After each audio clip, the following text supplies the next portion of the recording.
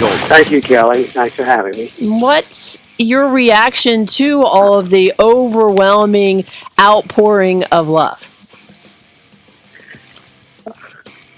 Uh, we live in a great country, and we live in a great community. And what makes that is the goodness of the people. And what we're seeing and feeling in Charleston right now is the love that our citizens have for each other, and it's an extraordinary outpouring of emotion, grief, sadness, uh, and love for those 9 victims and their families and friends. It's huge in number. Those wonderful people touch so many lives in so many ways. So the challenge for us in Charleston is that we respond to this in the best manner any city ever has in a similar circumstance or something like it. And the answer to that, of course, will be yes. That's what we did after Hurricane Hugo, and that's what we're going to do. We're going to help those families, and we're going to lift this community up. We've got a lot of work ahead of us, and I look forward to that task, because I know that all the citizens of this region do. Charleston's Mayor Joe Riley, how high are your fears and concerns that it won't stay this way? I mean, I want to know what your message is to outsiders looking in, because they are watching and listening. The fear that they're readying to turn our world, starting right here in the Lowcountry, upside down with anger and hate and rage. Well, first of all, Kelly, this deranged, hateful man didn't live here. He lived 100 so miles away. So it wasn't some Charleston-grown thing, evil thing, and that isn't our community.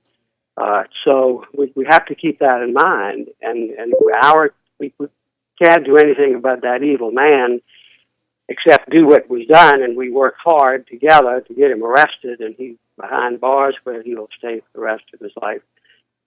But we've got our job now is to deal with something over which we had no control, and what we, the community, didn't cause, but it happened.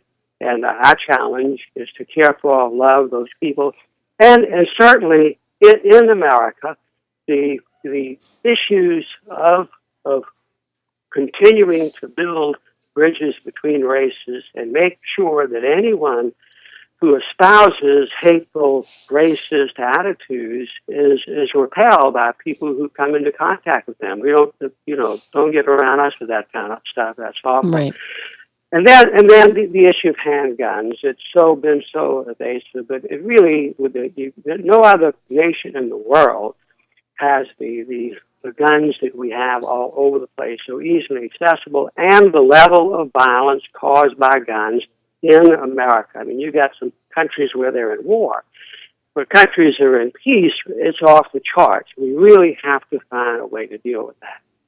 But for somebody deranged and hateful and all like that, I mean, there's no problem for that guy to get a gun. Obviously, he goes in, whatever kind of gun he has, the police will ascertain and perform that act. I mean, we can't, as a minister, the head of the AME Church said yesterday, that's the elephant in the room, and we've got to, as a country, it's complicated. We believe in the Second Amendment, but also we've got to believe that there, you can't just get a license to drive a car, for crying out loud. I mean, can't just drive a car, you got to get a license, and I think some got to just look at what you ought to, at least, how we regulate the ability of people to get handguns. Handguns are anyway.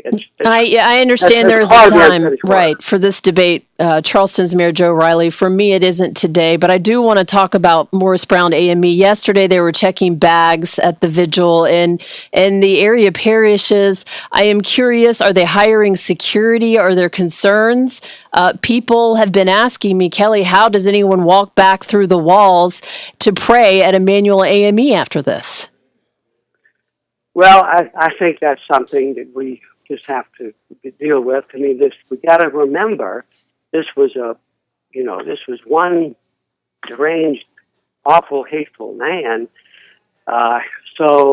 We can't change the way we live because of one person. We got to certainly have vigilance, but that he wasn't part of some large cabal. It was one evil person who, thank God, is now behind bars and is not going to cause any harm to anyone else. And we'll learn more about him and how he got to be what he is in the days and weeks to come. Well, yeah, we're learning from his roommate, basically, that he wanted to spark off a race war in this country. And that's why folks are calling in concerned. Charleston's Mayor Joe Riley, live here on 94.3 WSC, for what could come from this. And I just want to know, where do we go, Mayor Joe, from here? We have seen you stand as a leader in the Low Country for nearly 4 decades. We've weathered storms through Hugo. I don't think we as a community thought that our hearts could get any heavier after the fall in Charleston 8 years to the day. Now there is a new low. How do we go from here? Where do we go from here? Well, we know life, Kelly, and civilization is a story about how people, civilizations, or individuals respond from setbacks.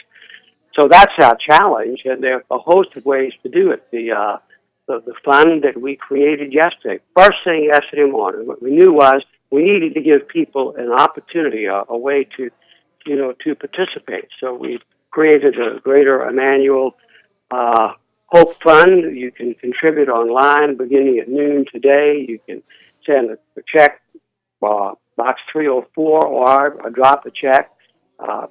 Money by any Wells Fargo office. So that's one thing we can do because of 9 families and lots of expenses and kids to educate and so much more. And then the church, this historic church, Reverend Pinckney was working hard to get an elevator, and we've been helping him on that. But the historic church needs lots of care, and to help that, that's another way we can positively respond to this. And then one of the my most important initiative right now is working on the International African American Museum, and I think to get that done, to have a place in our city that helps present African American history and our seminal role in it, major role in America, and I see an exhibit there about a Mother Emanuel. It was our historic church.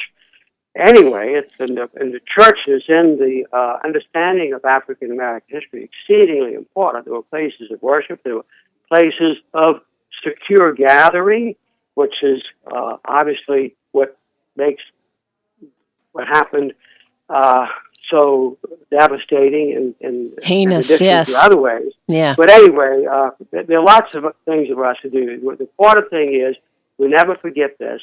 We never forget the people who lost their lives. We don't forget their families and extended families and friends.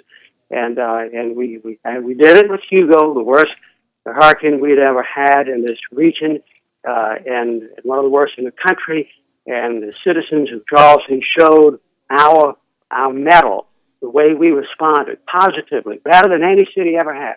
That's exactly what we're going to do. Mornings with Kelly Golden on the Low Country's news station, 94.3 WSC.